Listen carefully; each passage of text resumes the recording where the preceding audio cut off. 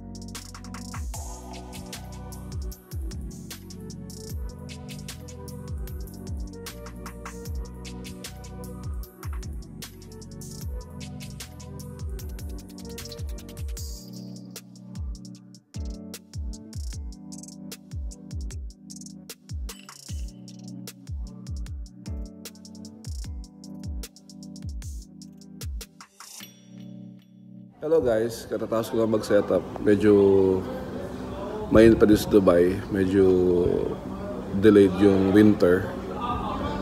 Siguro delayed yung flight. Yeah.